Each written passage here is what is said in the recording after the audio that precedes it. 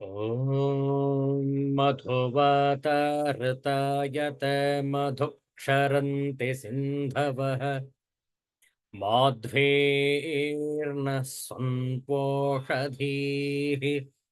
मधुनक्तमुतोषसि मधुमत्पार्थिवगं रजः मधुद्योरस्तु नः पिता मधुमान्नो वनस्पतिर्मधुमागम् अस्तु सूर्यः माध्वेर्गावो भवन्तु नः। ॐ शान्तिः शान्तिः शान्तिः। हरिः ॐ श्रीगुरुभ्यो नमः। हरिः ॐ।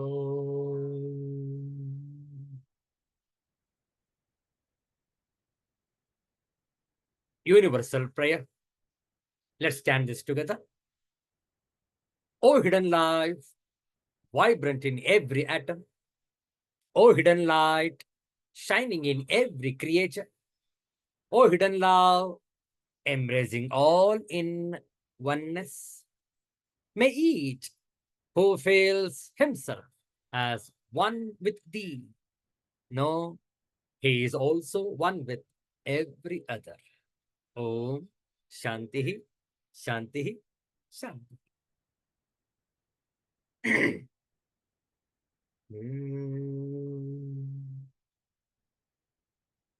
ಇಂದು ಭಾದ್ರಪದ ಮಾಸದ ಶುದ್ಧ ದಶಮಿಯ ದಿನ, ಪೂರ್ವಾಷಾಢ ನಕ್ಷತ್ರ. ಇಂತಹ ಶ್ರೇಷ್ಠವಾದಂತಹ ಶುಕ್ರವಾರದ ಮುಸ್ಸಂಜೆಯಲ್ಲಿ ವಿವೇಕ ಚೂಡಾಮಣಿಯ ಅಧ್ಯಯನಕ್ಕಾಗಿ ಸನ್ನದ್ಧರಾಗಿದ್ದೇವೆ. ಪ್ರಾರಂಭದಲ್ಲಿ ಒಂದು ಸ್ತೋತ್ರವನ್ನು ಹೇಳಿ, ನಂತರ ಒಂದು ದೇವಿಯ ಭಜನೆ, ಆ ನಂತರ ನಮ್ಮ ಅಧ್ಯಯನವನ್ನು ಮುಂದುವರಿಸೋಣ. ನಾಳೆ ಅತ್ಯಂತ ಪವಿತ್ರವಾದಂತಹ ಏಕಾದಶಿ ದಿನ. ದಶಮಿಯ ದಿನದಂದು ದುರ್ಗೆಯ 32 ನಾಮಮಾಲಾ, ಇದರ ಪಾರಾಯಣವನ್ನು ಮಾಡೋಣ. ದುರ್ಗೆಯ 32 ಅಂದ್ರೆ 32 ಹೆಸರುಗಳು, 32 ದೇವಿಯ ನಾಮಗಳನ್ನು ಒಟ್ಟಿಗೆ ಪಾರಾಯಣ ಮಾಡುವ. ನಮ್ಮ ಜೊತೆಗೆ ತಾವು ಕೂಡ ಪಾರಾಯಣವನ್ನು ಮಾಡಿ 3 ಬಾರಿ ಮಾಡೋಣ. ದುರ್ಗಾ 32 ನಾಮಮಾಲಾ. ಓಂ ದುರ್ಗಾ ದುರ್ಗಾರ್ತಿಶಮನಿ ದುರ್ಗಾ ಪದ್ವಿನಿವಾರಿಣಿ ದುರ್ಗಮಚ್ಛೇದಿನಿ ದುರ್ಗಸಾಧಿನಿ ದುರ್ಗನಾಶಿನಿ ದುರ್ಗತೋದ್ಧಾರಿಣಿ ದುರ್ಗನಿಹಂತ್ರಿ ದುರ್ಗಮಾಪಹ ದುರ್ಗಮಜ್ಞಾನದ ದುರ್ಗದೈತ್ಯಲೋಕದವಾನಲ ದುರ್ಗಮಾ ದುರ್ಗಮಾಲೋಕ ದುರ್ಗಮಾತ್ಮಸ್ವರೂಪಿಣಿ ದುರ್ಗಮಾರ್ಗಪ್ರದಾ ದುರ್ಗಮವಿದ್ಯಾ ದುರ್ಗಮಾಶ್ರಿತ ದುರ್ಗಮಜ್ಞಾನ ಸಂಸ್ಥಾನ ದುರ್ಗಮಧ್ಯಾನಭಾಸಿನಿ ದುರ್ಗಮೋಹ ದುರ್ಗಮಗ ದುರ್ಗಮಾರ್ಥಸ್ವರೂಪಿಣಿ ದುರ್ಗಮಾಸುರ ಸಂಹಂತ್ರಿ ದುರ್ಗಮಾಯುಧಧಾರಿಣಿ ದುರ್ಗಮಾಂಗೀ ದುರ್ಗಮತ ದುರ್ಗಮ್ಯಾ ದುರ್ಗಮೇಶ್ವರಿ ದುರ್ಗಭೀಮಾ ದುರ್ಗಭಾಮಾ ದುರ್ಗಭಾ ದುರ್ಗಧಾರಿಣಿ. ಓಂ ದುರ್ಗಾ ದುರ್ಗಾರ್ತಿಶಮನಿ दुर्गापद्विनिवारिणी दुर्गमच्छेदिनी दुर्गसाधिनी दुर्गनाशिनी दुर्गतोद्धारिणी दुर्गनिहन्त्री दुर्गमापः दुर्गमज्ञानदा दुर्गदैत्यलोकदवानला दुर्गमा दुर्गमालोक दुर्गमात्मस्वरूपिणी दुर्गमार्गप्रदा दुर्गमविद्या दुर्गमाश्रिता दुर्गमज्ञानसंस्थाना दुर्गमध्यानभासिनी दुर्गमोहा दुर्गमगा दुर्गमार्थस्वरूपिणी दुर्गमासुरसंहन्त्री दुर्गमायुधधारिणी दुर्गमाङ्गी दुर्गमता दुर्गम्या दुर्गमेश्वरी दुर्गभीमा दुर्गभामा दुर्गभा दुर्गदारिणी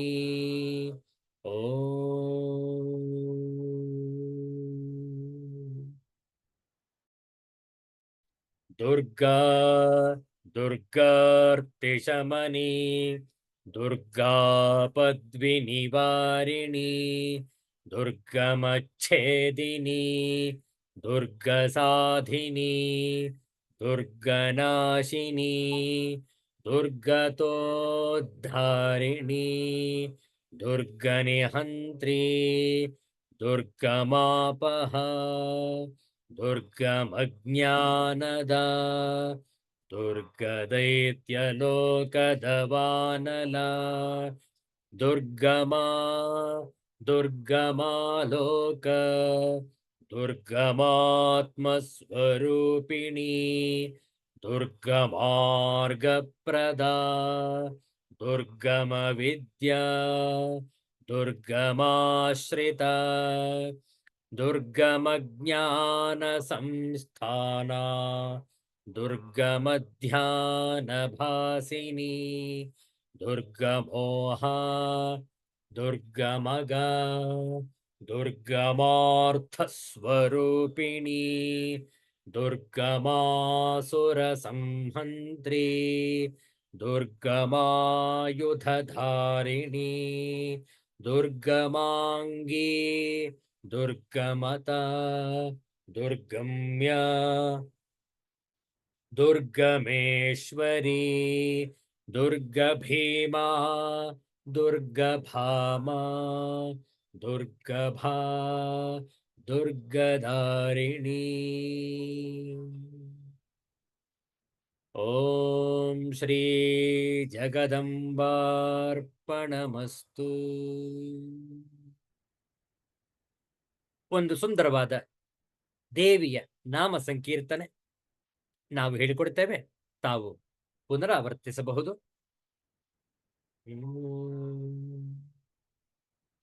ಯಾ ದೇವಿ ಸರ್ವಭೂತೇಷು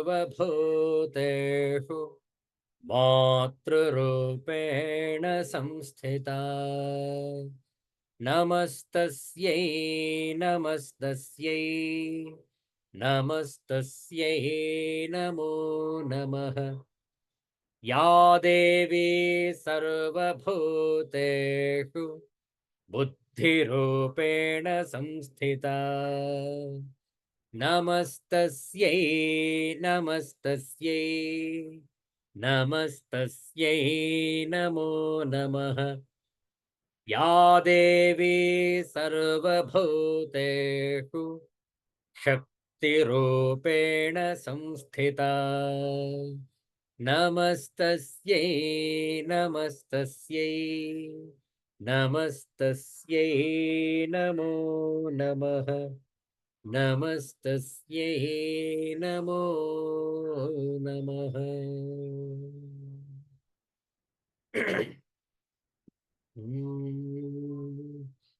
जय अम्बे जय अम्बे जय अम्बे मां।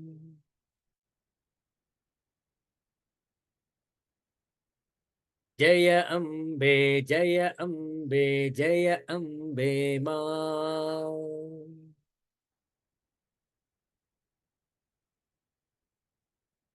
जगदम्बे जगदम्बे जगदम्बे मां।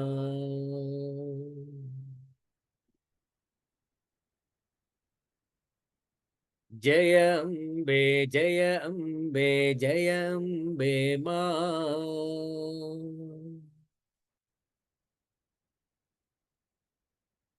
जगदम्बे जगदम्बे जगदम्बे मां। जय अम्बे मां जय जगदम्बे मां।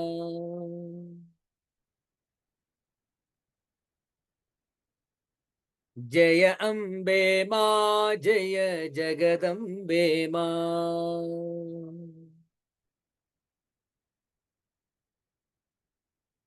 जय अम्बे मां जय जगदम्बे मां।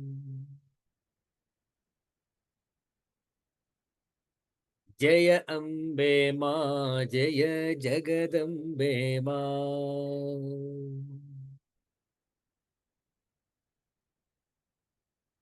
जय अम्बे जय अम्बे जय अम्बे मां।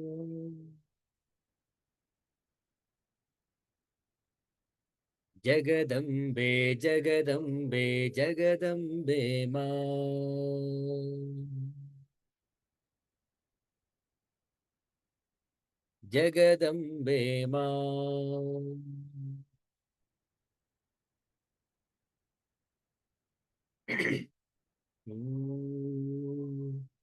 दुर्गा लक्ष्मी सरस्वती।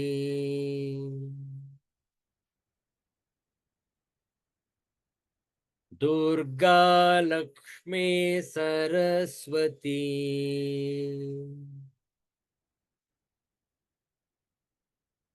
जय जय अम्बे भवानी।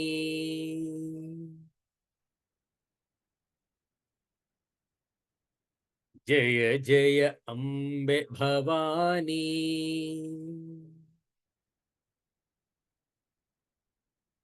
मां जय जगदम्बे भवानी।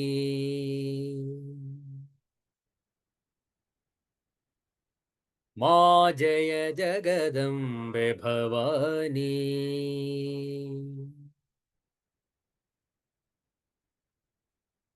जय जय अम्बे भवानी मां। जय जय अम्बे भवानी मां। जय जगदम्बे भवानी।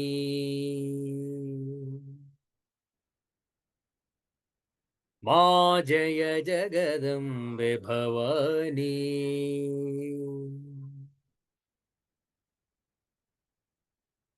दुर्गा लक्ष्मी सरस्वती।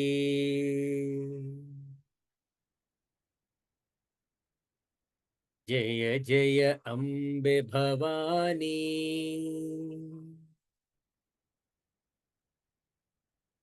मां जय जगदम्बे भवानी।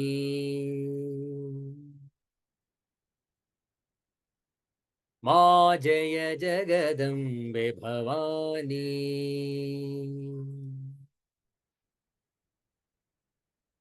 मां जय जगदम्बे भवानी।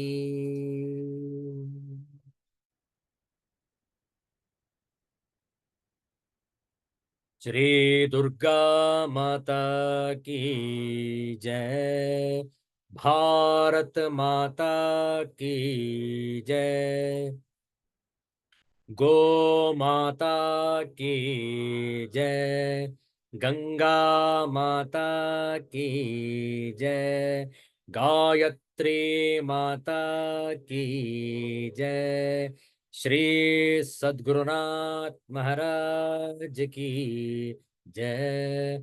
सिद्धांत अवधूत चिंतन श्री गुरुदेव दत्त। जय जय रघुवीर समर्थ। हर हर नमः पार्वती पतये। हर हर महादेव ಶಂಭೋ. ವಿವೇಕ ಚೂಡಾಮಣಿಯನ್ನು ಅಧ್ಯಯನ ಮಾಡೋಣ. ಪ್ರಾರಂಭದಲ್ಲಿ ಕೆಲವು ಶ್ಲೋಕಗಳ ಪಾರಾಯಣ. 170ನೆಯ ಶ್ಲೋಕದ ವಿಚಾರವನ್ನು ಮಾಡಬೇಕಾಗಿದೆ. ಕೆಲವು ಶ್ಲೋಕಗಳ ಹಿಂದೆ ಹೋಗುವ. ಒಂದು 3-4 ಶ್ಲೋಕಗಳ ಹಿಂದೆ ಹೋಗಿ ಪಾರಾಯಣವನ್ನು ಮಾಡಿ ಆ ಶ್ಲೋಕಗಳನ್ನು ಸ್ವಲ್ಪ ಹಾಗೆ ಮೆಲುಕು ಹಾಕಿಕೊಳ್ಳುತ್ತಾ ನಂತರ ಇಂದಿನ ವಿಚಾರವನ್ನು ಮುಂದುವರಿಸೋಣ. 167ನೆಯ ಶ್ಲೋಕದಿಂದ ಆರಂಭ ಹೇಳಿಕೊಡ್ತೇವೆ. ಪುನರಾವರ್ತನೆ ಮಾಡಿ. ಪ್ರಾರಂಭದಲ್ಲಿ ಮಂಗಳಾಚರಣ ಶ್ಲೋಕ, ಮೊದಲ ಶ್ಲೋಕ. ಪ್ರತಿಯೊಂದು ಶ್ಲೋಕವನ್ನು ಹೇಳಿಕೊಡ್ತೇವೆ. ಹೇಳಿಕೊಟ್ಟ ನಂತರ ಪುನರಾವರ್ತನೆ. ತಯಾರಾಗಿದೆ? ಸರ್ವ ವೇದಾಂತ ಸಿದ್ಧಾಂತ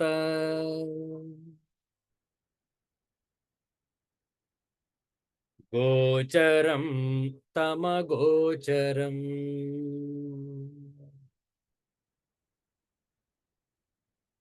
ಗೋವಿಂದಂ ಪರಮಾನಂದಂ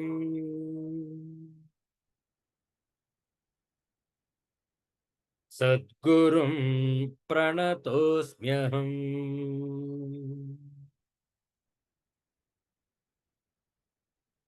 ಶ್ರೀ ಗುರುಂ ಪ್ರಣತೋಸ್ಮ್ಯಹಂ.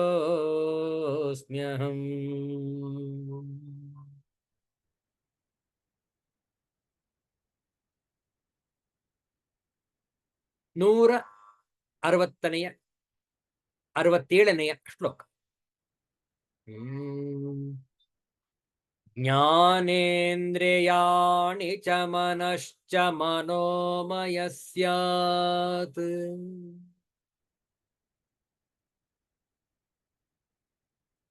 ಕೋಶೋ ಮಮಾಹಮಿತಿ ವಸ್ತು ವಿಕಲ್ಪ ಹೇತುಃ.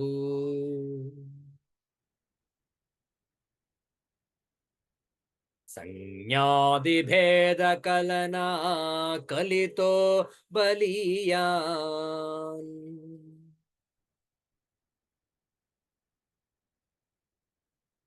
ತತ್ಪೂರ್ವಕೋಶಮಭಿಪೂರ್ಯ ವಿಜೃಂಭತೆ ಯಃ.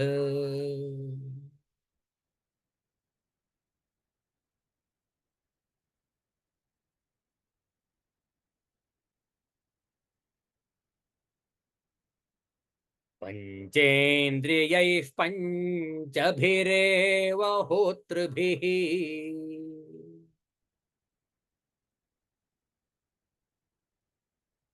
ಪ್ರಚೀಯಮಾನೋ ವಿಷಯಾದ್ಯ ಧಾರಯ.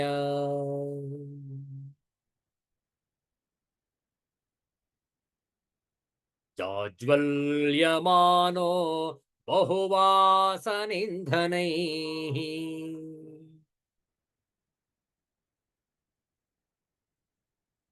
ಮನೋಮಯಾಗ್ನೇರ್ದಹತಿ ಪ್ರಪಂಚಂ.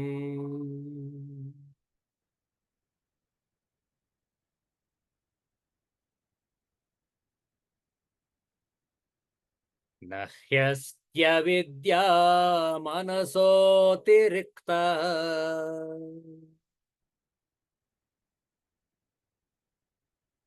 ಮನೋ ಹ್ಯವಿದ್ಯಾ ಭವಬಂಧ ಹೇತುಃ.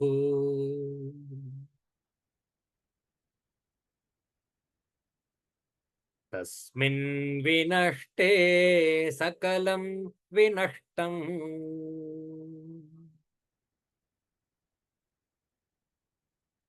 ವಿಜೃಂಭತೆಸ್ಮಿನ್ ಸಕಲಂ ವಿಜೃಂಭತೆ.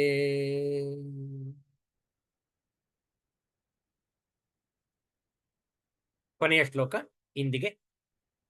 ಸ್ವಪ್ನೇಂದ್ರಿಯಾಣಿ नेऽर्थशून्ये सृजति स्वशक्त्या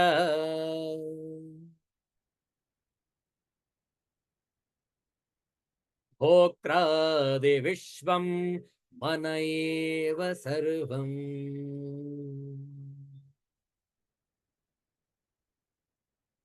तथैव जाग्रत्यपि नो विशेषः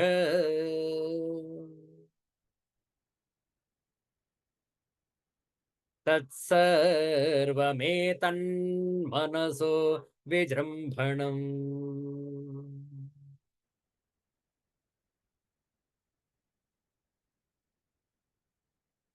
ಶ್ರೀ ಗುರುಭ್ಯೋ ನಮಃ.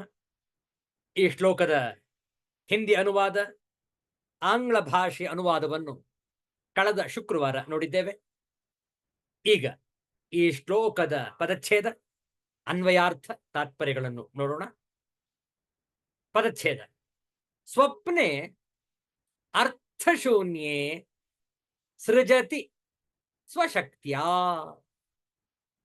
ಭೋಕ್ತ್ರಾದಿ ವಿಶ್ವಂ ಮನ ಏವ ಸರ್ವಂ ತಥಾ ಏವ ಜಾಗ್ರತಿ ಅಪಿ ನಃ ವಿಶೇಷಃ ತತ್ಸರ್ವಂ ಏತತ್ ಮನಸಃ ವಿಜೃಂಭಣಂ. ಅನ್ವಯಾರ್ಥವನ್ನು ನೋಡಿಕೊಳ್ಳಿ.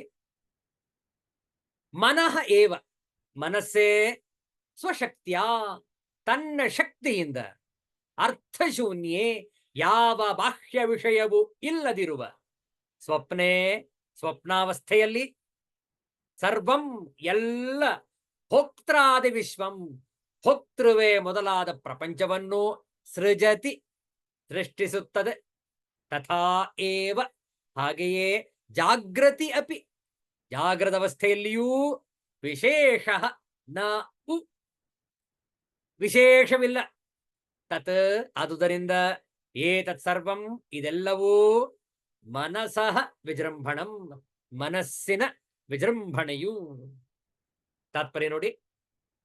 ಯಾವುದೊಂದು ಬಾಹ್ಯ ವಸ್ತುವು ಇಲ್ಲದಿರುವ ಸ್ವಪ್ನಾವಸ್ಥೆಯಲ್ಲಿ ಮನಸ್ಸೇ ತನ್ನ ಶಕ್ತಿಯಿಂದ ಭೋಕ್ತೃವೇ ಮೊದಲಾದ ಪ್ರಪಂಚವೆಲ್ಲವನ್ನೂ ಸೃಜಿಸುತ್ತದೆ. ಹಾಗೆಯೇ ಜಾಗ್ರದವಸ್ಥೆಯಲ್ಲಿಯೂ ಯಾವ ವಿಶೇಷವೂ ಇರುವುದಿಲ್ಲ. ಆದುದರಿಂದ ಇದೆಲ್ಲವೂ ಮನಸ್ಸಿನ ವಿಜೃಂಭಣೆಯೇ. ಹಿಂದೆ ಆಗಲೇ ಇದನ್ನು ವಿಚಾರ ಮಾಡಿದ್ದೇವೆ. ಮತ್ತೊಮ್ಮೆ ಸ್ಪಷ್ಟಪಡಿಸ್ತಾ ಇದ್ದಾರೆ ಆಚಾರ್ಯ ಶಂಕರರು. ಜಗತ್ತಿನ ಇರುವಿಕೆಗೆ ಕಾರಣ ನಮ್ಮ ಮನಸ್ಸಿನ ಅಸ್ತಿತ್ವ. ಮನಸ್ಸು ಇಲ್ಲದೆ ಹೋದಲ್ಲಿ ಜಗತ್ತು ಇರುವುದಿಲ್ಲ. ವಿಚಾರ ಮಾಡಿ. ಹಿಂದಿ ಅನುವಾದವನ್ನು ನೋಡಿದ್ದೇವೆ, ಮತ್ತೊಮ್ಮೆ ನೋಡುವ. जिसमें कोई पदार्थ नहीं होता वो स्वप्न में मन ही अपनी शक्ति से संपूर्ण भोक्ता भोग्यादि प्रपंच रचता है, उसी प्रकार जागृति में भी और कोई विशेषता नहीं है, अतः यह सब मन का विलास मात्र ही है. In dreams, when there is no actual contact with the external world, the mind alone creates the whole universe consisting of the enjoyer, etc. And similarly, in the waking state also, there is no difference. Therefore, all this phenomenal universe is the projection of one's own mind. ಇದರ ಬಗ್ಗೆ ಸ್ವಲ್ಪ ಮೆಲ್ಕು ಹಾಕೋಣ. ಈ ಪ್ರಪಂಚದಲ್ಲಿ, ಈ ವಿಶ್ವದಲ್ಲಿ, ಈ ಜಗತ್ತಿನಲ್ಲಿ,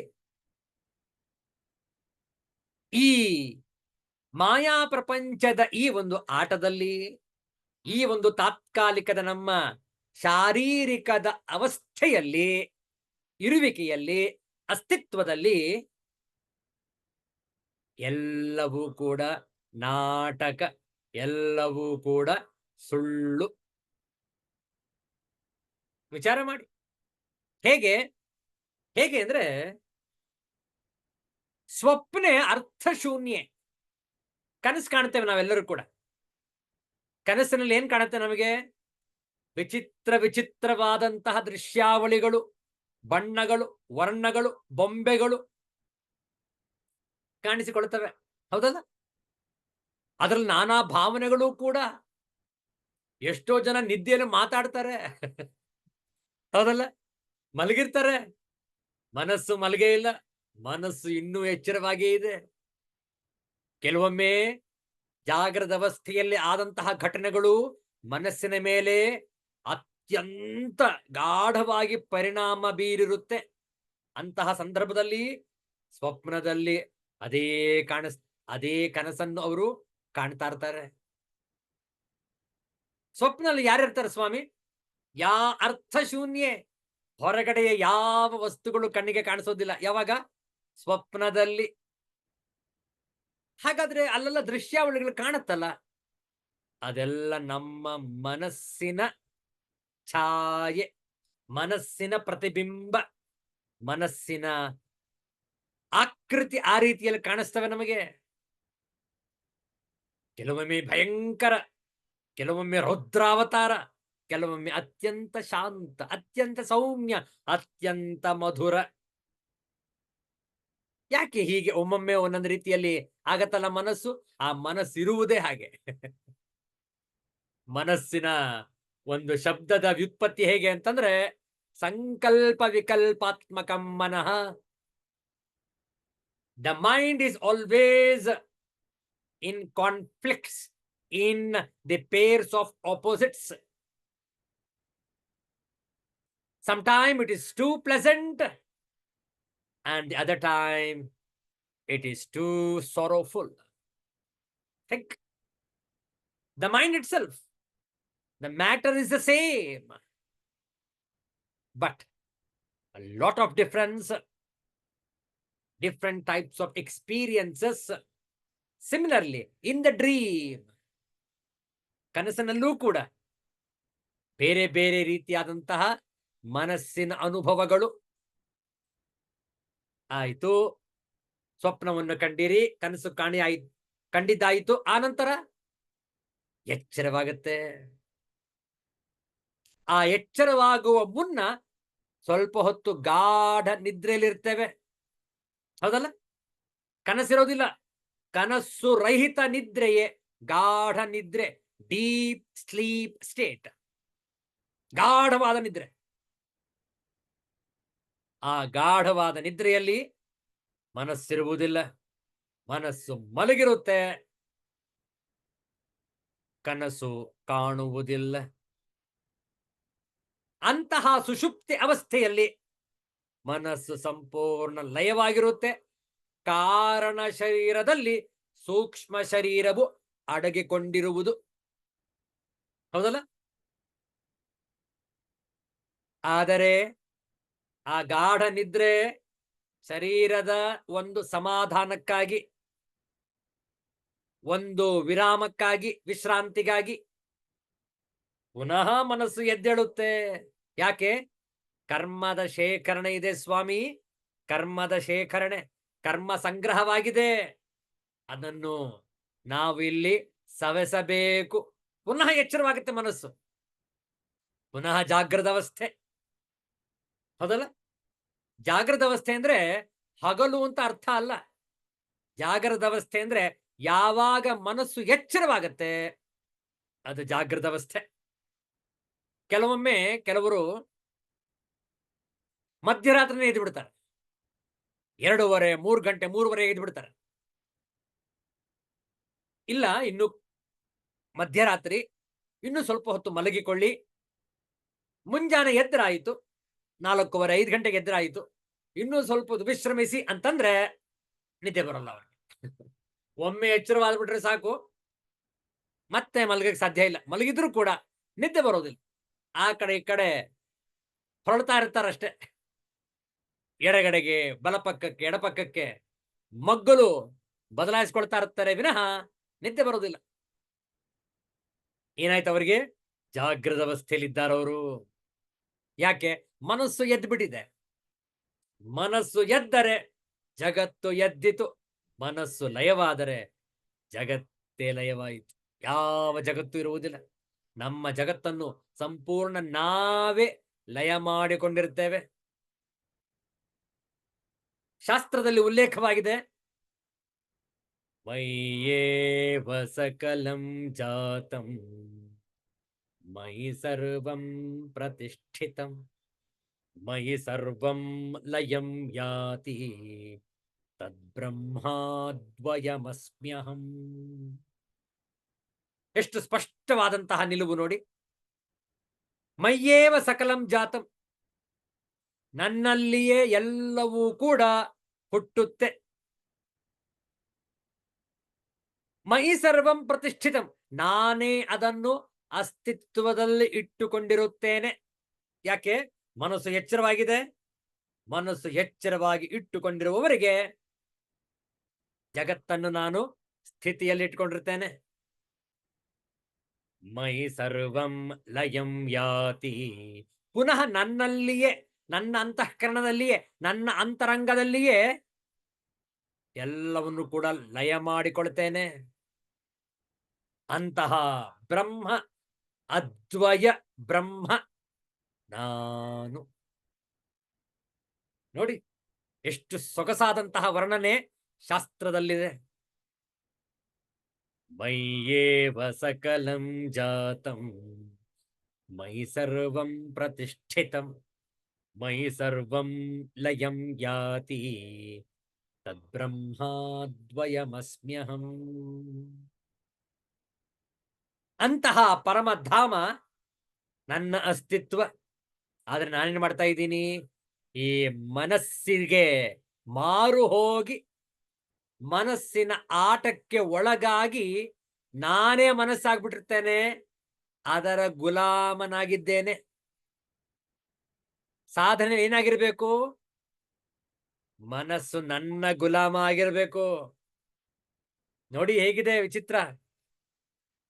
ಇಂದ್ರಿಯಗಳು, ಮನಸ್ಸು ಇದರ ಮಾಲೀಕ, ಇದರ ನಾಯಕ ನಾನು.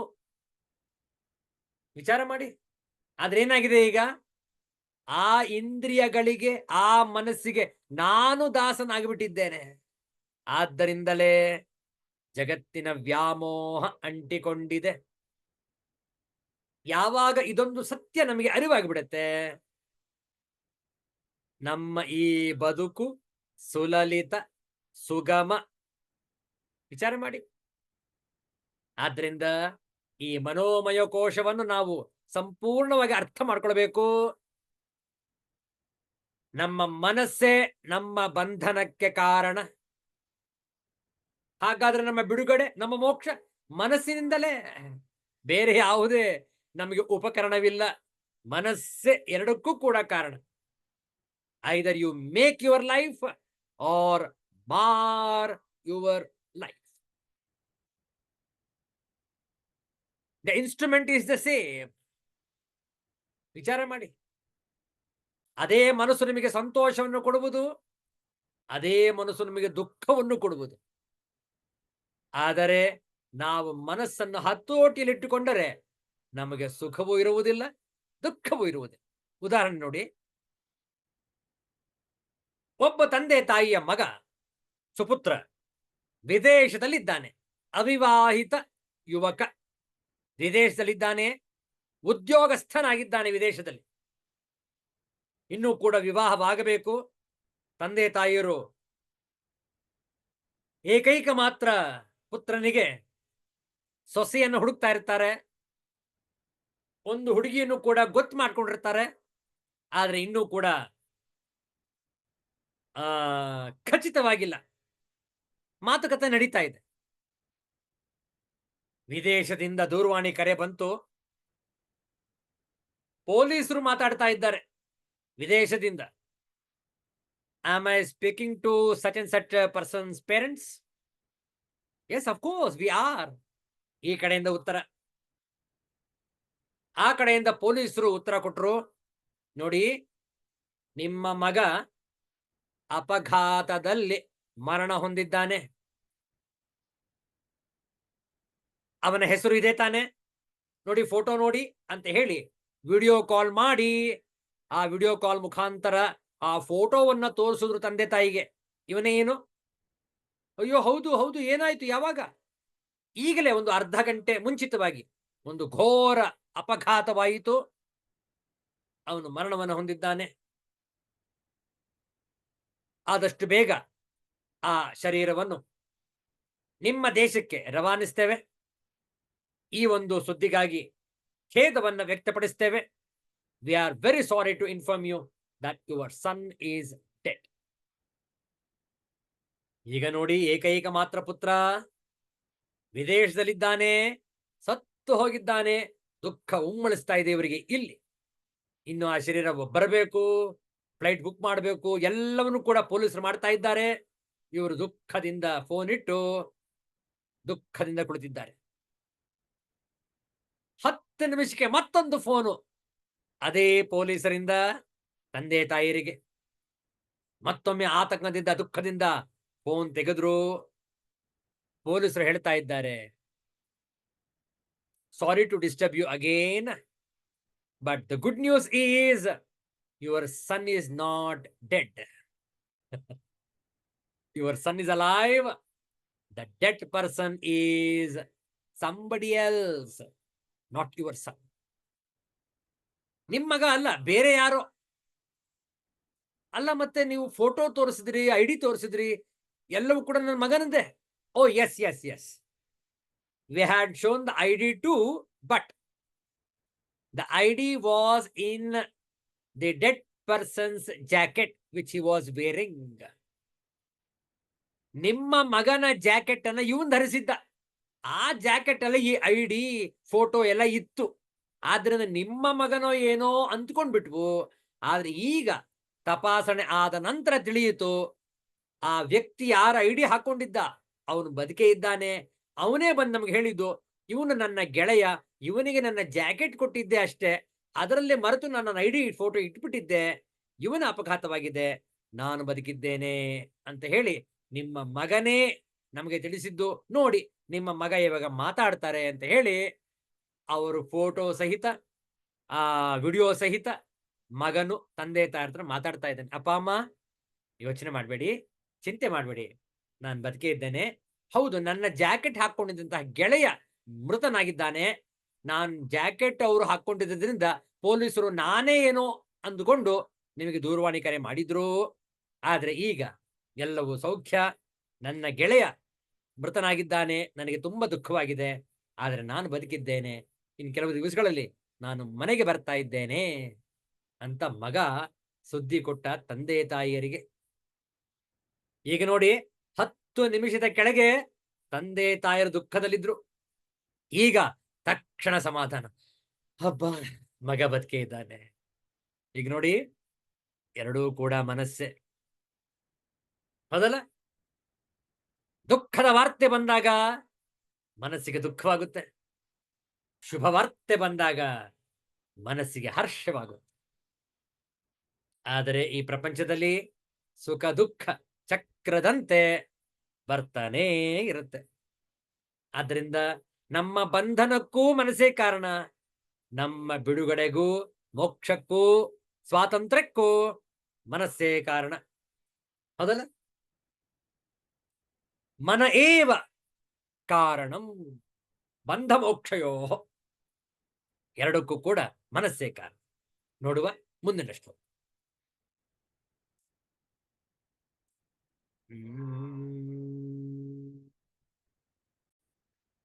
171ನೇ ಶ್ಲೋಕ ಹೇಳಿಕೊಡ್ತೇವೆ, 2 ಬಾರಿ ಪುನರಾವರ್ತನೆ ಮಾಡಿ. ಸುಷುಪ್ತಿ ಕಾಲೇ ಮನಸೆ ಪ್ರಲೀನೆ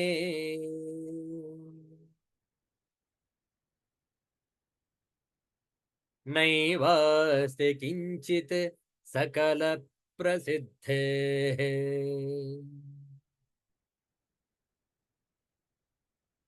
ಅತೋ ಮನಃ ಕಲ್ಪಿತ ಏವ ಪುಂಸಃ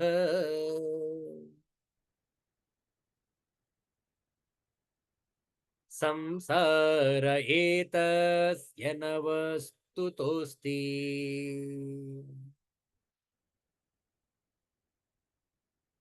ಮತ್ತೊಮ್ಮೆ, ಸುಷುಪ್ತಿ ಕಾಲೇ ಮನಸೆ ಪ್ರಲೀನೆ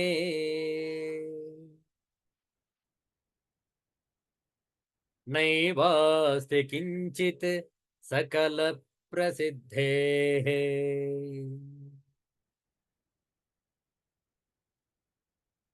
ಅತೋ ಮನಃ ಕಲ್ಪಿತ ಏವ ಪುಂಸಃ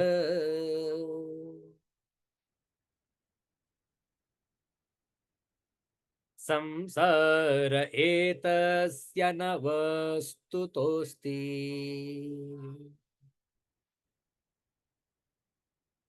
ಹಿಂದಿಯ ಅನುವಾದವನ್ನು ನೋಡಿಕೊಳ್ಳಿ. सुषुप्ति काल में मन के लीन हो जाने पर कुछ भी नहीं रहता, यह बात सबको विदित ही है. अतः इस पुरुष जीव का यह संसार मन की कल्पना मात्र ही है, वस्तुतः नहीं. ಆಂಗ್ಲ ಭಾಷೆಯ ತಾತ್ಪರ್ಯ ನೋಡಿಕೊಳ್ಳಿ.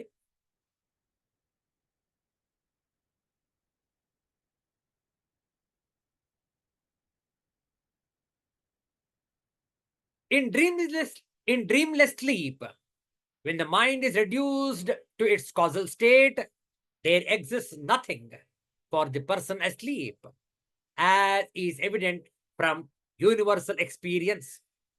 Hence, man's relative existence is simply the creation of the mind and has no objective reality. Universal experience, the subject has been touched on already. See shloka number 121. Again. Anyway, ಪದಚ್ಛೇದ ನೋಡಿಕೊಳ್ಳಿ.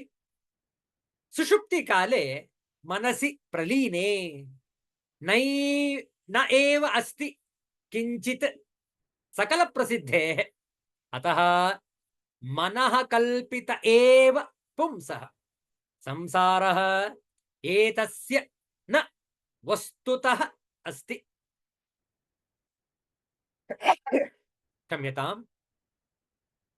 ಅನ್ವಯಾರ್ಥ ನೋಡಿಕೊಳ್ಳಿ. ಸುಷುಪ್ತಿ ಕಾಲದಲ್ಲಿ ಮನಸ್ಸಿ ಪ್ರಲೀನೆ, ಮನಸ್ಸು ಲಯವಾಗಿರುವಾಗ, ಕಿಂಚಿತ್ ಯಾವುದು, ನ ಏವ ಅಸ್ತಿ ಎಲ್ಲವೆಂಬುದು, ಸಕಲ ಪ್ರಸಿದ್ಧೇ ಎಲ್ಲರಿಗೂ ಪ್ರಸಿದ್ಧವಾಗಿರುವುದರಿಂದ, ಎಲ್ಲರಿಗೂ ವಿದಿತವಾಗಿರುವುದರಿಂದ, ಅತಃ ಅದುದರಿಂದ, ಏತಸ್ಯ ಪುಂಸಃ ಈ ಮನುಷ್ಯನಿಗೆ ಸಂಸಾರವೆಂಬುದು ಮನಃ ಕಲ್ಪಿತ ಏವ ಮನಸ್ಸಿನಿಂದ ಕಲ್ಪಿತವಾದದ್ದೇ, ವಸ್ತುತಃ ಯಥಾರ್ಥವಾಗಿ ನ ಅಸ್ತಿ ಇರುವುದಿಲ್ಲ. ತಾತ್ಪರ್ಯ ನೋಡಿಕೊಳ್ಳಿ. ಸುಷುಪ್ತಿ ಕಾಲದಲ್ಲಿ ಮನಸ್ಸು ಲಯವಾಗಿರುವಾಗ ಯಾವುದೊಂದು ವಸ್ತುವು ಇರುವುದಿಲ್ಲವೆಂಬುದು ಜಗತ್ ಪ್ರಸಿದ್ಧವಾದ ವಿಷಯ. ಆದುದರಿಂದ ಮನುಷ್ಯನಿಗೆ ಸಂಸಾರವು ಮನಸ್ಸಿನಿಂದಲೇ ಕಲ್ಪಿತವಾಗಿರುವುದು, ಯಥಾರ್ಥವಾಗಿರುವುದಿಲ್ಲ. ಹೌದಲ್ಲ? ಅರ್ಥ ಇಷ್ಟೇ. ಎಲ್ಲಿಯವರೆಗೆ ಮನಸ್ಸನ್ನು ನಾವು ಎಚ್ಚರವಾಗಿಟ್ಕೊಂಡಿರ್ತೇವೆ ಅಲ್ಲಿಯವರೆಗೆ ನಮ್ಮ ಜಗತ್ತು ಅಸ್ತಿತ್ವದಲ್ಲಿರುವುದು. ಯಾವಾಗ ಮನಸ್ಸು ಲಯವಾಗಿಬಿಡುತ್ತೆ, ಮನೋಲಯ, ಯಾವಾಗ ಮನಸ್ಸೇ ಇರುವುದಿಲ್ಲ, ಜಗತ್ತು ಇರುವುದಿಲ್ಲ. ಅಂದ್ರೇನು? ನಾವು ಬದುಕುವುದು ಕೇವಲ ಭ್ರಮೆಯಲ್ಲಿ, ಸ್ವಪ್ನದಲ್ಲಿ, ಕನಸಿನ ಮಾತ್ರದಂತೆ. ಇಡೀ ಜೀವನ, ಇಡೀ ಬದುಕು 70 ವರ್ಷ, 80 ವರ್ಷ, 90 ವರ್ಷ ಬದುಕಿರ್ತಾರೆ. 100 ವರ್ಷ ದಾಟಿರುವವರು ವಿರಳ. ಕೆಲವು ಮಂದಿ ಮಾತ್ರ 100 ವರ್ಷ ಆದರೂ ಇನ್ನೂ ಕೆಲವು ವರ್ಷ ಬದುಕಿರ್ತಾರೆ. ಹೌದಲ್ಲ? ನಮ್ಮ ಕರ್ನಾಟಕದ ತುಮಕೂರಿನ ಸಿದ್ಧಗಂಗಾ ಮಠದ ಸ್ವಾಮೀಜಿಯವರು, ಶ್ರೀ ಶ್ರೀ ಶ್ರೀ ಶಿವಕುಮಾರ ಮಹಾಸ್ವಾಮೀಜಿಯವರು ಬದುಕಿದ್ದು 111 ವರ್ಷಗಳು. ಹೌದಲ್ಲ? ಈಗಿಲ್ಲ, ಅವರು ದೇಹ ಬಿಟ್ಟಿದ್ದಾರೆ. ಆದರೆ ಬದುಕಿದ್ದವರು 111 ವರ್ಷಗಳು. ಕೆಲವರು ಮಾತ್ರ ವಿರಳವಾಗಿ ಅಷ್ಟು ವರ್ಷ ಬದುಕಿರ್ತಾರೆ. ಆದರೆ ನೆನಪಿಟ್ಟುಕೊಳ್ಳಿ, ಎಷ್ಟೇ ವರ್ಷಗಳು ಆಗಿರಲಿ ಶರೀರ ಅವಸಾನವಾಗುವುದು ನಿಶ್ಚಿತ. ಎಲ್ಲರಿಗೂ ಕೂಡ, ಜಗತ್ತಿನಲ್ಲಿ ಯಾರೇ ಆಗಿರಲಿ ಅವರು, ಎಲ್ಲರಿಗೂ ಒಂದೇ ರೀತಿಯಾದಂತಹ ನಿಯಮ. ನಾವೆಲ್ಲರೂ ಶರೀರವನ್ನು ಧಾರಣೆ ಮಾಡಿದ್ದೇವೆ, ಸ್ವಲ್ಪ ವರ್ಷಗಳು ಇರ್ತೇವೆ ಈ ಜಗತ್ತಿನಲ್ಲಿ. ಈ ಬದುಕಿರುವಾಗ ಅನೇಕ ಕಷ್ಟ ಕಾರ್ಪಣ್ಯಗಳು, ಸುಖ ಸಂತೋಷಗಳನ್ನೂ ಅನುಭವಿಸಿದ್ದೇವೆ, ಅನುಭವಿಸ್ತಾ ಇದ್ದೇವೆ, ಮುಂದೆಯೂ ಕೂಡ ಅನುಭವಿಸಲಿದ್ದೇವೆ. ಎಲ್ಲಿಯವರೆಗೆ? ಶರೀರದ ಅವಸಾನ ಆಗುವವರೆಗೆ. ಆದರೆ ಶರೀರ ಅವಸಾನವಾಗುವುದು ನಿಶ್ಚಿತ, ಹೌದಲ್ಲ? ನಾವು ಅದಕ್ಕೆ ಸಿದ್ಧತೆ ಮಾಡ್ಕೊಳ್ಬೇಕು. ಆ ಸಿದ್ಧತೆಯೇ ಈಗ ನಾವು ನೀವು ಮಾಡುತ್ತಿರುವಂತಹ ವಿಚಾರ, ವಿವೇಕ ಚೂಡಾಮಣಿ. ಎಷ್ಟೇ ಹಾರಾಡಲಿ, ಎಷ್ಟೇ ಕೂಗಾಡಲಿ ಈ ಜಗತ್ತಿನಲ್ಲಿ, ಒಂದು ದಿವಸ ಸ್ತಬ್ಧ, ನೀರವ ಮೌನ ಪ್ರತಿಯೊಬ್ಬರದು ಶರೀರದಲ್ಲೇ ಇರೋದಿಲ್ಲ. ಅವರು ವಿಚಾರ ಮಾಡಿ.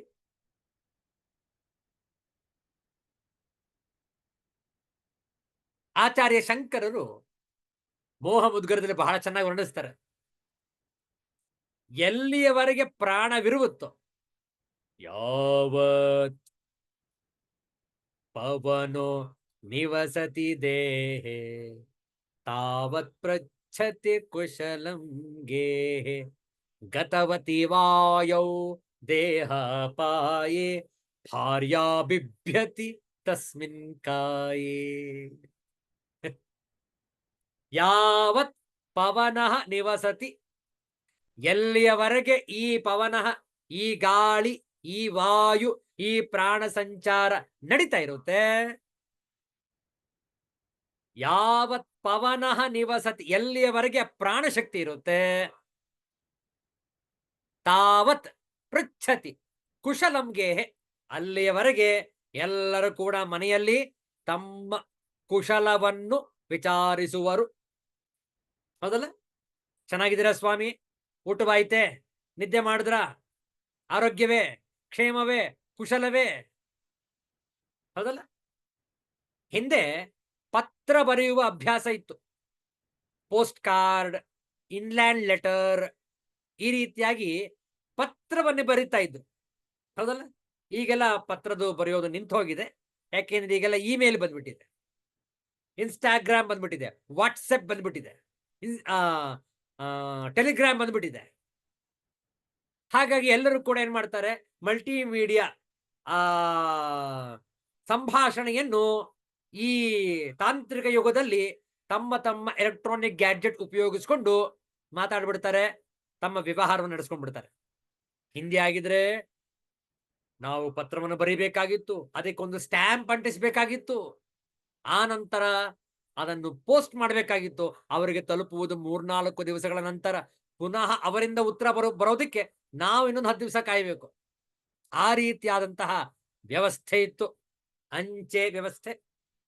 ಆಗ ಬರಿತಾ ಇದ್ವು ನಾವು, ಕ್ಷೇಮಂ ಕುಶಲಂ.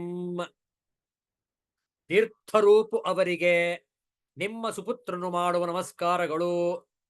ಅದಾಗಿ ಉಭಯ ಕುಶಲೋಪರಿ ಸಾಂಪ್ರತ, ಈ ರೀತಿಯಲ್ಲೆಲ್ಲ ಪತ್ರ ಬರೆಯುವ ಒಂದು ವ್ಯವಸ್ಥೆ ಇತ್ತು, ಒಂದು ವಿಧಾನವಿತ್ತು. ಆದ್ರೆ ಈಗ ಅದೆಲ್ಲ ಬಿಟ್ಟು ಹೋಗಿದೆ.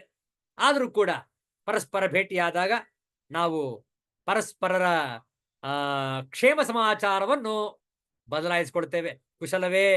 ಕ್ಷೇಮವೇ? ಆರೋಗ್ಯವೇ? ಯಾಕೆ ಹೀಗೆ ಪ್ರಶ್ನೆ ಮಾಡ್ತೇವೆ? ಯಾಕೆಂದ್ರೆ ನಾವು ಮತ್ತು ನಮ್ಮನ್ನು ಭೇಟಿ ಮಾಡಿದವರು ಇಬ್ರು ಕೂಡ ಬದುಕಿದ್ದೇವೆ. ಯಾವತ್ ಪವನೋ ನಿವಸತಿ ದೇಹೆ ತಾವತ್ ಪೃಚ್ಛತಿ ಕುಶಲಂ ಗೇಹೆ. ಈ ಶರೀರ ಬಿಟ್ಬಿಟ್ರೆ ವ್ಯವಹಾರ ಎಲ್ಲಿ ಸ್ವಾಮಿ? ಎಲ್ಲ ನಿಂತೆ ಹೋಗುತ್ತಲ್ಲ, ಜಗತ್ತೇ ಇಲ್ಲ. ನಾನಿಲ್ಲ, ನನ್ನ ಹೆಂಡತಿ, ನನ್ನ ಗಂಡ, ನನ್ನ ಮಕ್ಕಳು, ನನ್ನ ಮನೆ, ಎಂಥದ್ದು ಇಲ್ಲ. Everything is gone, completely nullified. Think, ಎಲ್ಲವೂ ಕೂಡ ಲಯ ಆಗೋಯ್ತು, ಯಾವುದೂ ಇಲ್ಲ, ಶರೀರವೇ ಇಲ್ಲ. ಇನ್ ಮನಸ್ಸಲ್ಲಿ ಬಂತು. ಹೌದಲ್ಲ? ಗತವತಿ ವಾಯೌ ದೇಹ ಪಾಯೇ. ಗತವತಿ ವಾಯೌ, ಈ 2 ಪ್ರಾಣಗಳು ಯಾವುದು?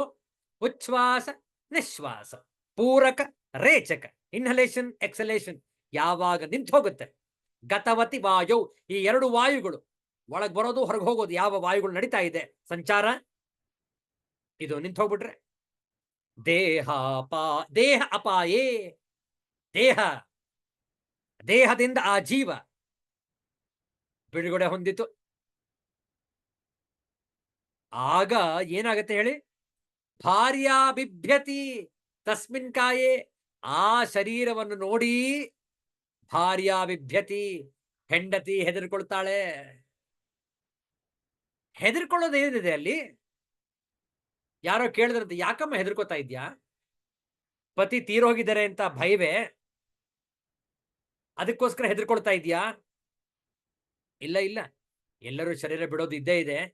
ನಾನು ಹೆದರ್ಕೊಳ್ತಾ ಇರೋದು ಆ ವಿಷಯಕ್ಕಲ್ಲ. ಮತ್ತೆ ಯಾಕೆ ಹೆದರ್ಕೋತಾ ಇದ್ದೀನಿ ನೀನು?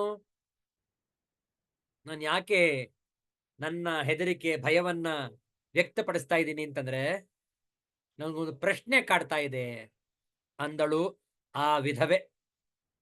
ಏನಮ್ಮ ನಿನ್ ಪ್ರಶ್ನೆ? ನಮ್ಮ ದಾಂಪತ್ಯ ಜೀವನ 60 ವರ್ಷಗಳು. ನಾನು, ನಮ್ಮ ಯಜಮಾನರು ಇಬ್ಬರು ಕೂಡ ಮದುವೆಯಾಗಿ 60 ವರ್ಷಗಳಾಗಿದೆ. ಈಗ ಅವರು ಅಸುನಿಗಿದ್ದಾರೆ, ಆದರೆ ಶರೀರ ಎದುರುಗಡೆನೇ ಇದೆ. ಆದರೆ ಎಲ್ಲರೂ ಹೇಳ್ತಾ ಇದ್ದಾರೆ, ನಿಮ್ಮ ಯಜಮಾನರು ತೀರು ಹೋದ್ರಮ್ಮ, ನೀನು ವಿಧಿವೆ ಆಗ್ಬಿಟ್ಟೆ, ಸಮಾಧಾನ ಮಾಡ್ಕೋ ಅಂತ ಇದ್ದಾರೆ. ನಾನು ಪ್ರಶ್ನೆ ಕೇಳ್ತಾ ಇರೋದು ಇಷ್ಟೇ, ನಾನು ಮದುವೆಯಾಗಿದ್ದು ಯಾರನ್ನ? ಈ ಶರೀರವನ್ನೋ ಅಥವಾ ಈ ಶರೀರವನ್ನು ಬಿಟ್ಟವರನ್ನೋ? ನೋಡಿ ಹೇಗಿದೆ, ಅದಕ್ಕೆ ಹೆದರ್ಕೊಳ್ತಾ ಇದ್ದಾಳೆ. ಈ ಶರೀರ ಇವಾಗಲೂ ಕೂಡ ನನ್ನ ಎದುರುಗಡೆ ಇದೆ, ಆದ್ರೆ ನಿರ್ಜೀವವಾದ ಶರೀರ ಶವ ಆಗಿಬಿಟ್ಟಿದೆ ಇದು. ನಾನು ಬದುಕಿದ್ದು ಈ ಶರೀರದ ಜೊತೆಗಲ್ಲ, ಈ ಶರೀರದಲ್ಲಿ ಇದ್ರಲ್ಲ ಇದುವರೆಗೆ, ಅವರ ಜೊತೆ ನಾನು ಬದುಕಿದ್ದು. ಈಗ ಅವರು ಇಲ್ಲ. ನಾನು ಅಂದ್ಕೊಂಡಿದ್ದು ಈ ಶರೀರ ಜೊತೆ ನಾನು ದಾಂಪತ್ಯ ಜೀವನ ನಡೆಸಿದ್ದೇನೆ ಅಂತ ಹೇಳಿ. ಇಲ್ಲ. ಈಗ ನನ್ನ ಪ್ರಶ್ನೆ, ನಾನು ಮದುವೆಯಾಗಿದ್ದು ಯಾರನ್ನ? ಶರೀರವನ್ನೋ ಅಥವಾ ಆ ಶರೀರ ಬಿಟ್ಟಿರುವ ಜೀವವನ್ನು? ನೋಡಿ, ಉತ್ತರಿಸಲಾಗದಂತಹ ಪ್ರಶ್ನೆ ಇದು. ಅದರಿಂದ ಹೆಂಡತಿ ಹೆದರ್ಕೊಳ್ತಾಳೆ. ಅಯ್ಯೋ, ಏನ್ ಭ್ರಮೆ ನಂದು, ಶರೀರ ಅಂತ ತಿಳ್ಕೊಂಡಿದ್ನಲ್ಲ ನನ್ನ ಗಂಡನನ್ನ. ಶರೀರ ಅಲ್ವೇ ಅಲ್ಲ, ಶರೀರ ಈಗಲೂ ಎದುರುಗಡೆ ಇದೆ. ಆದ್ರೆ ನಾನು ಬದುಕಿದ್ದ ಆ ಜೀವ ಈಗ ಇಲ್ಲ. ಹಾಗಾದ್ರೆ ನಾನು ಇದುವರೆಗೆ ಜೀವಿಸಿದ್ದು ಭ್ರಮೆಯಲ್ಲಿ. ಆದ್ರಿಂದ ಆಚಾರ್ಯ ಶಂಕರ ಹೇಳ್ತಾರೆ, ಈ ಸುಜ್ಞಾನ ನಮ್ಮಲ್ಲಿ ಬೆಳಗಲಿ ಮೊಳಗಲಿ. ನಾವೆಲ್ಲರೂ ಕೂಡ ಶರೀರದಲ್ಲಿದ್ದೇವೆ, ಆದರೆ ಶರೀರಕ್ಕಿಂತ ಭಿನ್ನ ನಾವು. ನೀವು ಶರೀರ ಅಲ್ಲ. ಶರೀರ ಕೇವಲ ತಾತ್ಕಾಲಿಕ ಅಸ್ತಿತ್ವ ಮಾತ್ರ. ನಿಮ್ಮ ಅಸ್ತಿತ್ವ ಅಜರಾಮರ. ವಿಚಾರ ಮಾಡಿ. ಎಲ್ಲವೂ ಕೂಡ ನಮ್ಮ ಮನಸ್ಸಿನಲ್ಲಿದೆ. ಎಷ್ಟು ಹಾರ ತುರಾಯಿ ಪ್ರಶಸ್ತಿ ಪದವಿ, ಅಬ್ಬಬ್ಬಬ್ಬಬ್ಬ, ಏನು ಬಿರುದು ಬಾವಲಿಗಳು, ರಾರಾಜಿಸಿದ್ದು ಇಡೀ ಜೀವನ, ಕೀರ್ತಿ, ಆ ಒಂದು ಪ್ರಸಿದ್ಧಿ ಎಲ್ಲವನ್ನ ಪಡೆದುಕೊಂಡಿದ್ದಾಯ್ತು. ಈಗ ಏನು ಆಗಲ್ಲ ಸ್ವಾಮಿ. ಶರೀರ ಬಡವಾಗಿ ಹೋಗ್ಬಿಟ್ಟಿದೆ, ಜೀರ್ಣವಾಗಿ ಹೋಗ್ಬಿಟ್ಟಿದೆ. ಯಾವುದೇ ಶರೀರದ ಇಂದ್ರಿಯಗಳು ಸರಿಯಾಗಿ ಕೆಲಸ ಮಾಡ್ತಾ ಇಲ್ಲ. ಶರೀರ ಅವಸಾನವಾಗುವ ಸಮಯ ಹತ್ತಿರವಾಗ್ತಾ ಇದೆ. ವಿಚಾರ ಮಾಡಿ. ಆದ್ದರಿಂದಲೇ ನಾವು ಈಗಲೇ ಈ ಮನೋಮಯ ಕೋಶ, ಮನಸ್ಸಿನ ರಾಜ್ಯವನ್ನು ನಾವು ಆಳಬೇಕು. ಮನಸ್ಸನ್ನು ನಮ್ಮ ವಶದಲ್ಲಿ ಇಟ್ಟುಕೊಳ್ಳಬೇಕು. ಹೇಗೆ ನೋಡಿ, ಮುಂದಿನ ಶ್ಲೋಕ.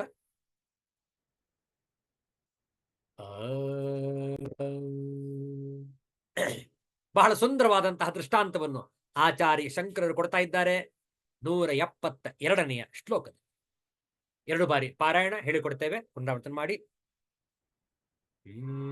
ವಾಯುನಾ ನೀಯತೆ ಮೇಘಃ ಪುನಸ್ತೇನೈವ ನೀಯತೆ ಮನಸಾ ಕಲ್ಪ್ಯತೆ ಬಂಧಃ ಮೋಕ್ಷಸ್ಥೇನೈವ ಕಲ್ಪ್ಯತೆ. ಮತ್ತೊಮ್ಮೆ, ವಾಯುನಾ ನೀಯತೆ ಮೇಘಃ ಪುನಸ್ತೇನೈವ ನೀಯತೆ. ಮನಸಾ ಕಲ್ಪ್ಯತೆ ಬಂಧಃ ಮೋಕ್ಷಸ್ಥೇನೈವ ಕಲ್ಪ್ಯತೆ. ಹಿಂದಿ ಅನುವಾದವನ್ನು ನೋಡಿಕೊಳ್ಳಿ. मेघ वायु के द्वारा आता है और फिर उसी के द्वारा चला जाता है. इसी प्रकार मन से ही बंधन की कल्पना होती है और उसी से मोक्ष की. ಎಷ್ಟು ಸುಂದರವಾಗಿದೆ, ಅತ್ಯಂತ ಸುಲಭವಾಗಿದೆ ಈ ದೃಷ್ಟಾಂತ. ಅರ್ಥ ಮಾಡಿಕೊಳ್ಳಲು ಬಹಳ ಸುಲಭ. ನೋಡಿ, ಆಂಗ್ಲ ಭಾಷೆಯ ತಾತ್ಪರ್ಯ: clouds are brought in by the wind and again driven away by the same agency. Similarly, man's bondage is caused by the mind and liberation too is caused by that alone. Vayuna aniyate megha punah tena eva niyate. मनसा कल्प्यते बंधः मोक्षः तेन एव कल्प्यते. ಅನ್ವಯಾರ್ಥ ನೋಡಿಕೊಳ್ಳಿ. ಮೇಘ, ಮೇಘವು ಮೋಡವು, ವಾಯುನ ಗಾಳಿಯಿಂದ, ಆನೀಯತೆ ತರಲ್ಪಡುತ್ತದೆ, ಪುನಃ ಮತ್ತೆ, ತೇನ ಏವ ಅದರಿಂದಲೇ, ನೀಯತೆ ಒಯ್ಯಲ್ಪಡುತ್ತದೆ, ಬಂಧವು ಮನಸ್ಸಿನಿಂದ, ಕಲ್ಪ್ಯತೆ ಕಲ್ಪಿತವಾಗುತ್ತದೆ, ಮೋಕ್ಷವು ತೇನ ಏವ ಅದರಿಂದಲೇ, ಕಲ್ಪ್ಯತೆ ಕಲ್ಪಿತವಾಗುತ್ತದೆ. ತಾತ್ಪರ್ಯ ನೋಡಿಕೊಳ್ಳಿ. 172ನೇ ಶ್ಲೋಕ. ಮೇಘವು ಗಾಳಿಯಿಂದಲೇ ಬರುತ್ತದೆ ಮತ್ತು ಗಾಳಿಯಿಂದಲೇ ಹೋಗುತ್ತದೆ. ಹಾಗೆಯೇ ಸಂಸಾರ ಬಂಧವು ಮೋಕ್ಷವು ಮನಸ್ಸಿನಲ್ಲೇ ಕಲ್ಪಿತವಾಗುತ್ತವೆ. ಕಂಸದಲ್ಲಿ ಕೊಟ್ಟಿದ್ದಾರೆ ನೋಡಿ, ಬಹಳ ಸುಂದರವಾಗಿದೆ.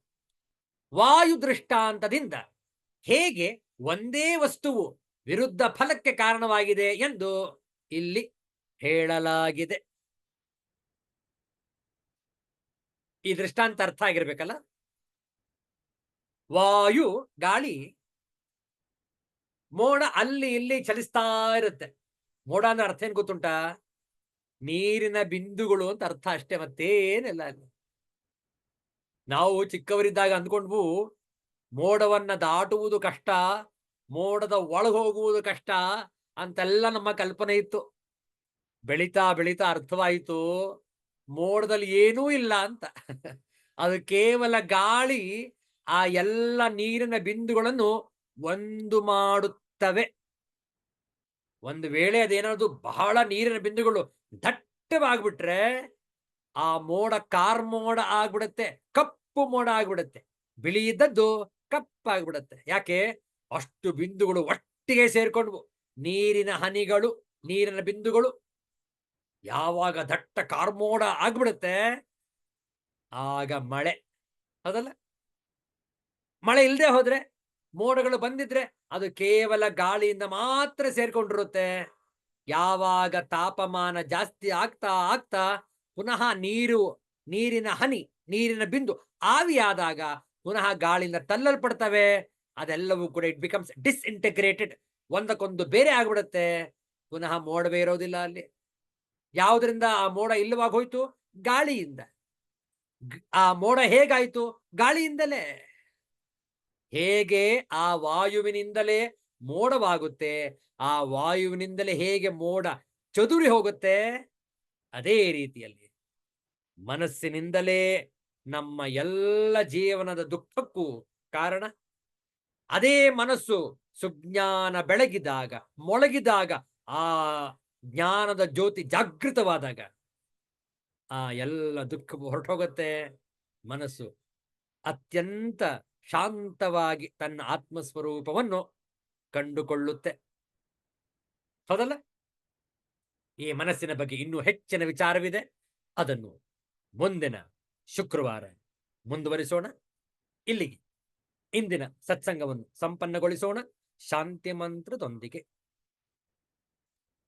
ಓಂ ಪೂರ್ಣಮದಃ ಪೂರ್ಣಮಿದಂ ಪೂರ್ಣಾತ್ ಪೂರ್ಣಮುದಚ್ಯತೆ ಪೂರ್ಣಸ್ಯ ಪೂರ್ಣಮಾದಾಯ ಪೂರ್ಣಮೇವಾವಶಿಷ್ಯತೆ. ಓಂ ಶಾಂತಿ ಶಾಂತಿ ಶಾಂತಿ. ಹರಿ ಓಂ. ಶ್ರೀ ಗುರುಭ್ಯೋ ನಮಃ. ಹರಿ ಓಂ. ಮತ್ತೆ ಭೇಟಿಯಾಗೋಣ. ಎಲ್ಲರಿಗೂ ಒಳಿತಾಗಲಿ. ಎಲ್ಲರಿಗೂ ಶುಭವಾಗಲಿ. ಜೈ ಶ್ರೀ ಗುರುದೇವ ದತ್ತ.